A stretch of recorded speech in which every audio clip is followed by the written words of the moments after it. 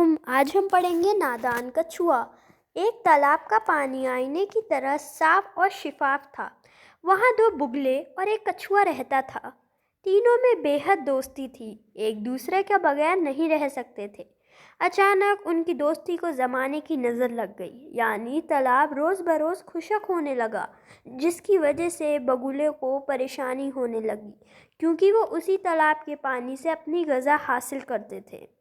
जब उन्होंने देखा कि पानी के बगैर जीना मुहाल है, तो मजबूरन तालाब को छोड़कर कहीं और जाने का इरादा किया।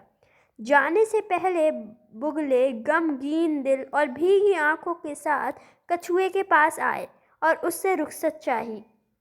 कछुआ अभी उनकी जुदाई के ख्याल से रो पड़ा और बोला, तुम ये कैसी खबर सुना रहे हो? मैं तुम्हारे बगैर कैसे जी सकूंगा? तुम्हारी जुदाई मुझसे बर्दाश्त न होगी और मैं तो जीते जी मर जाऊंगा। बगुले ने कहा, हमारा दिल भी तुम्हारी जुदाई के ख्याल से बैठा जा रहा है। मजबूरी ये है कि पानी के बगैर हमारा जीना मुश्किल है, इस वजह से हमने परदेश जाने का इरादा कर लिया है। कछुआ बोला, दोस्तों, तुम जानते हो कि पानी की कमी मुझे तुमसे ज़्यादा नुकसान पहुंचा सकती है और मेरी भी गुज़र बसर पानी के बगैर नामुमकिन है। दोस्ती का तकाजा ये है कि मुझे अपने साथ ले चलो। मैं उस वीराने में तन्हा कहाँ रहूँगा। उन्होंने कहा, प्यारे दोस्त, तुम्हारी जुदाई हमारे लिए भी नाकाबिल बर्दाश्त होगी। हम जहाँ भी रहेंगे तुम्हारे बगैर खुश नहीं रह सकेंगे। हर वक्त तुम्हारी याद आएगी, मगर क्या करें, हमारा दूर तक ज़मीन पर चलना और तुम्हारा हमारे साथ हवा में उड़ना दोनों नामुमकिन है। फिर हमारा तुम्हारा साथ कैसे हो सकता है? कछुआ बोला, उसकी कोई तदबीर सोचो। मेरे जहन में कोई बात नहीं आ रही है।